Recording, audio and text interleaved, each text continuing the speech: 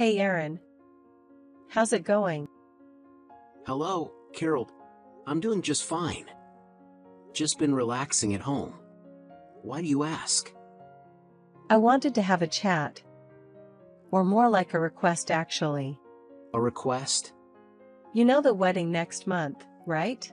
I want you to not come. Excuse me? I want you to skip it, Aaron. What? Are you joking? How could I skip my own wedding next month? I'm the groom, aren't I? A groom not attending his own wedding? That's unheard of. This is no joke, Aaron.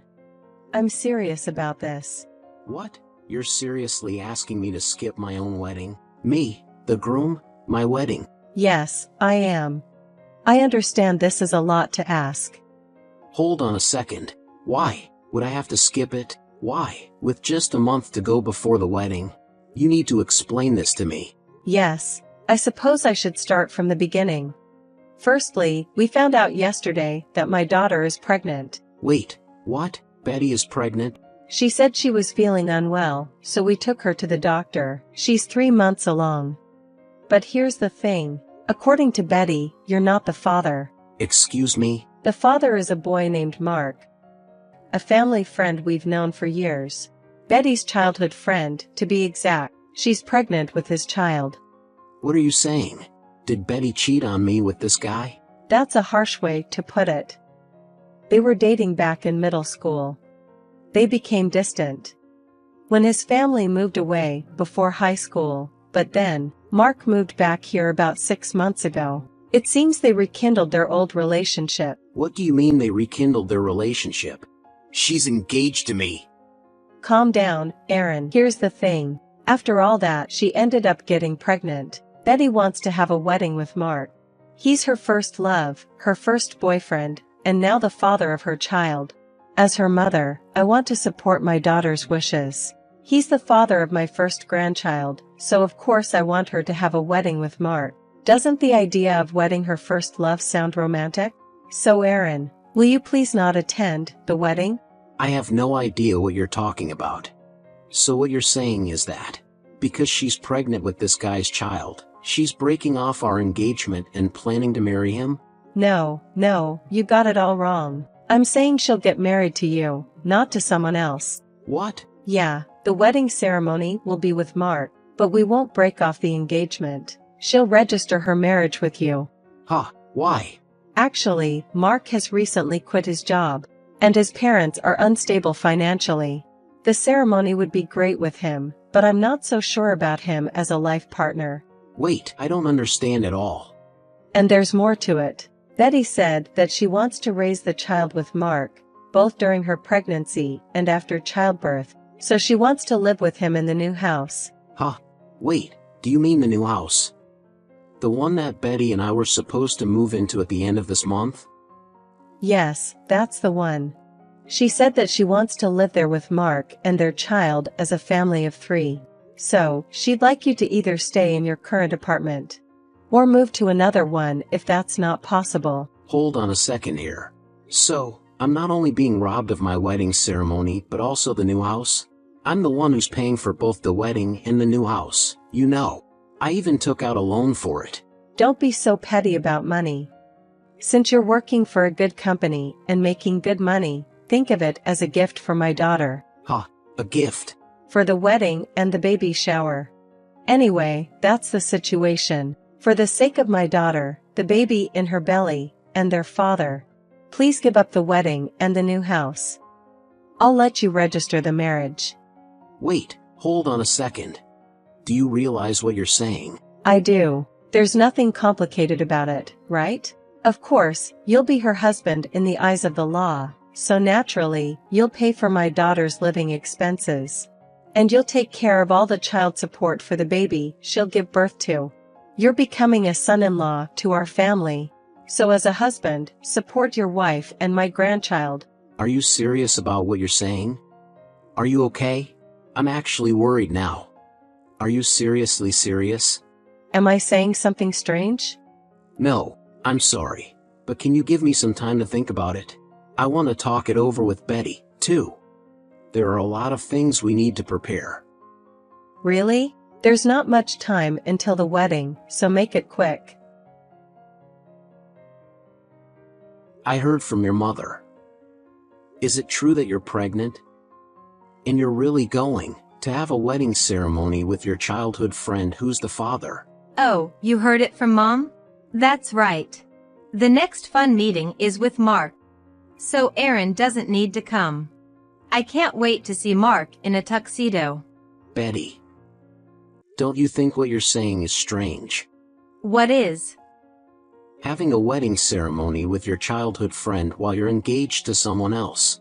And saying you'll live with him because he's the father of the baby in your belly. You don't think it's weird at all? What? Jealous, are you? Aaron, did you want to have a wedding ceremony with me? Should we have another one when our child is born? No, it's not about jealousy or anything like that. It's strange to be engaged to someone and then be with another man. That's the point. Aaron, you were that attached to the idea of a wedding ceremony? I always thought men didn't care as much since the bride is the star of the show. But honestly, Mark is more handsome. So he'd look better as the groom in our Instagram pictures, don't you think? That's why I want Mark as the groom. That's not the point. It's strange to be engaged to someone, then get involved with another man, get pregnant, and have him steal both the wedding and the new house. That's what I'm saying. The pregnancy was a bit of a surprise. But what can I do? What's done is done. Besides, we're not officially married yet, so isn't it my right to date whoever I want? Does it concern you, Aaron? Huh? Once we're married, you will be my husband, so it's all good. About the new house, living with Mark. It's for the baby that's about to be born. It's better for the baby to be with its real dad, don't you think? You just needs to support us as a second father. What's wrong with that? What's wrong? You really? Oh, speaking of getting married, my dad said he wants you to help more with our family business. What? Aaron, you're already helping out with our family business on your days off and after work, right? Once we're married, you'll be part of the family. So my dad said he can trust you with more responsibilities. He's thinking about expanding the business, so do your best. Wait, what is that? What do you mean, trusted with? I've been helping out with the family business out of kindness as your fiancé. Cutting into my days off. It's not a paid job. I'm practically working full-time already, and all of it is unpaid. If I get any more tasks, it's going to interfere with my actual job. But it seems that they are short on hands again and having a hard time. Isn't it normal for families to help each other out? Expansion is impossible. I've been improving efficiency by creating manuals and using macros. But the current staff number is barely enough. If they're going to leave more work to me, they'll have to pay me properly, or it's not worth it. You want to get paid even though we're family? I didn't know you were so greedy. That's disappointing. What are you talking about? Then, Betty should help out.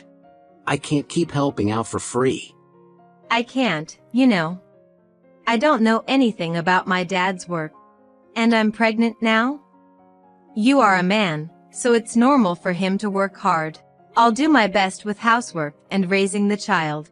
So don't be so narrow-minded and do your best, okay?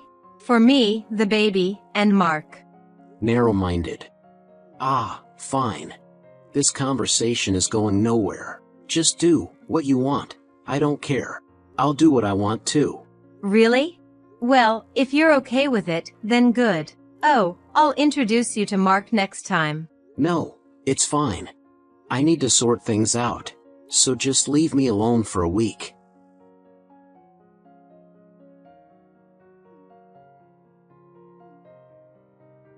Aaron, hey. Pick up the phone. What's the deal? Hello, Carol. Is something wrong? Don't give me that is something wrong. I'm calling because Betty said she couldn't get in touch with you. Oh, Betty. I blocked her for now. Because she speaks English but we're not communicating well. What on earth are you doing at a time like this? Today, when Betty and Mark went to the venue to discuss details, they were told the wedding had been cancelled. They were told that the cancellation fee had been paid and the procedure had been completed. What does that mean? What's going on? Oh, that. I canceled it. What? You canceled it? Why would you do such a thing? Because I'm not going. Is there a problem? A problem? Well, it's not my wedding, it's Betty's and some guys, right? I don't feel obligated to pay for someone else's wedding. It's my money, so there's no problem, right? Don't talk like my wedding and my money are all yours. It was also Betty's wedding. But, I paid the entire cost of the ceremony up front, didn't I? The agreement was to calculate the gift money and return half after the ceremony. So at this point, it was entirely my money, wasn't it? Well, that's true, but canceling without any discussion. Betty was looking forward to it so much. This is awful. I was also looking forward to it. Until I was told not to attend. Anyway, I won't let someone else's wedding be held with my money. If they want to have a wedding, Betty and the other guy can pool their money and start planning from scratch. It's such a waste after all the preparation. What have you done? By the way, is the only issue the wedding? Anything else? What? What else? There must be more, right?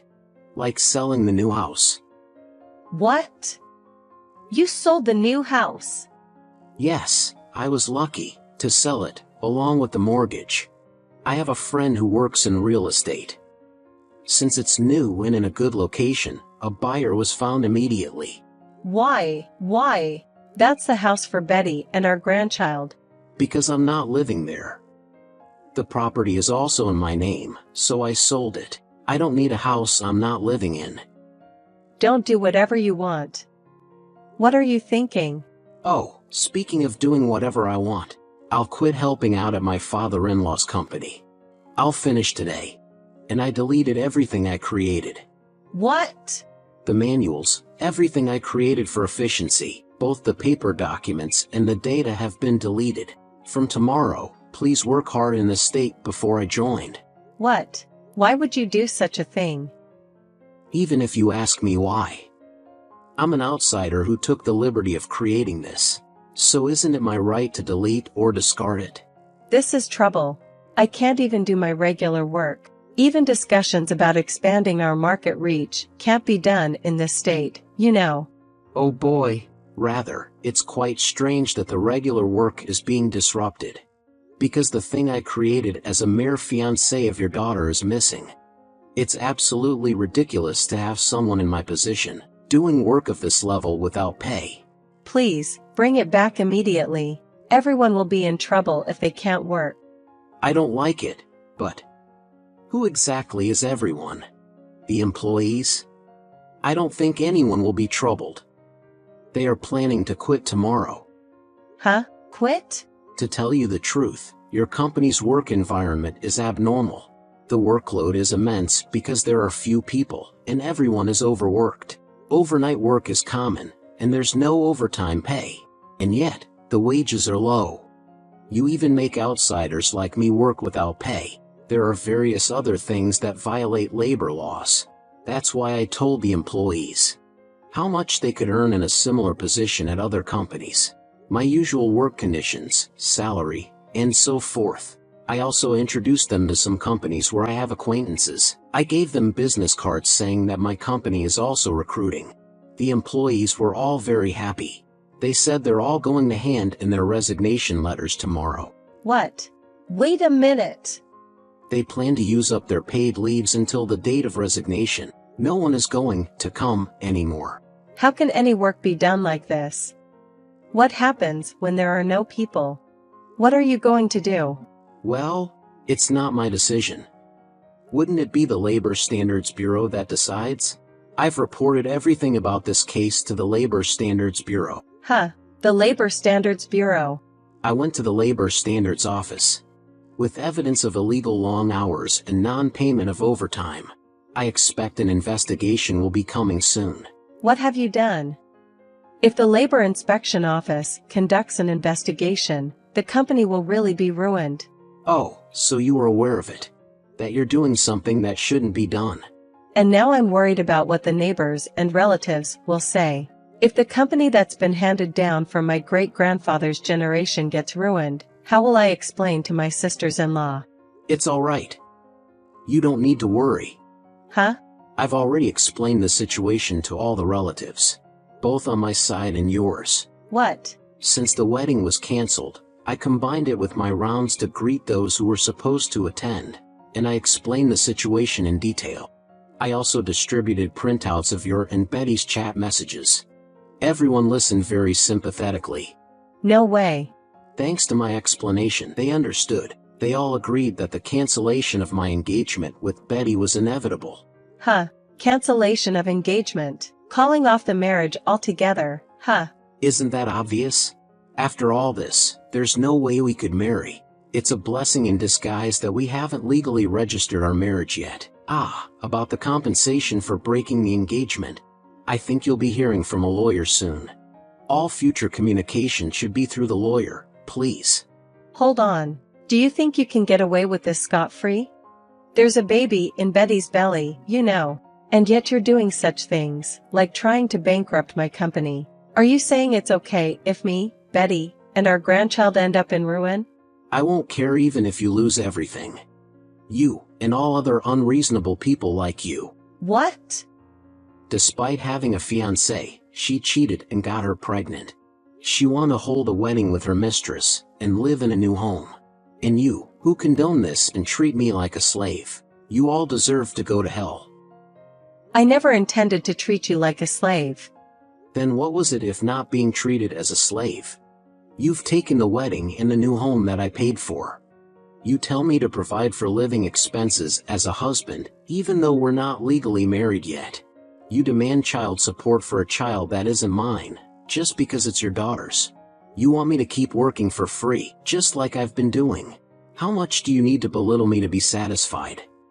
No, you've misunderstood. That's not what we meant. You're taking it too badly. Too badly? Are you saying you did nothing wrong? Then, it's okay if I do the same thing, right? Let's say I have a childhood friend who's an ex-girlfriend. She gets pregnant, so I decide to hold a wedding with her and live together in a new home. Betty will pay for the wedding and new home. Since Betty is the one I'm legally marrying, she will provide for living expenses and child support. I asked Betty to help out with my family's business for free. Would you forgive me if I told Betty to do this? It sounds unfair when you put it like that, doesn't it? That's because the positions of men and women are different.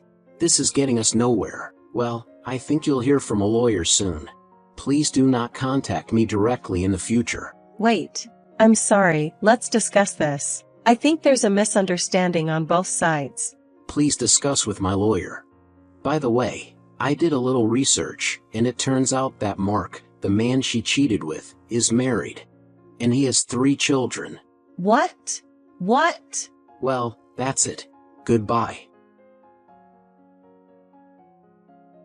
After that, I immediately blocked all contact from Betty's side. I had the lawyer, who was introduced to me by my boss, act as my barrier. A few days later, at the scheduled meeting, Betty and her mother made excuses like I was just depending on you because you were going to be my husband. And her father poured fuel on the fire by saying I reported you to the labor board too, so we're even. Mark just kept bowing to his wife, whom I had called, making my parents extremely angry. The lawyer took them to task, and in the end, I claimed $7,000 in damages from Betty, including the cancellation fee for the wedding. Mark had to pay compensation to both me and his wife, and ended up divorcing his wife. They came crying and begging, but I issued a restraining order and cut ties. Since then, Betty's father's company has gone bankrupt due to investigations by the labor board and lawsuits from former employees claiming unpaid overtime. They tried to ask for help from their relatives, but they were completely shunned. They had to let go of their family home and land, and are now living together in a shabby apartment. They haven't been able to get in touch with Mark since that meeting, and Betty doesn't know what to do with the baby and has been crying all the time. They send letters via the lawyer saying please help, but I ignore them, thinking it serves them right. All I can do is hope they will live honestly without preying on others. I was a bit depressed about my lack of discernment, but thanks to the comfort from my parents, friends, and colleagues, I've been able to bounce back and live as before. I'll do my best to improve myself so I can forget about those awful people and meet someone better.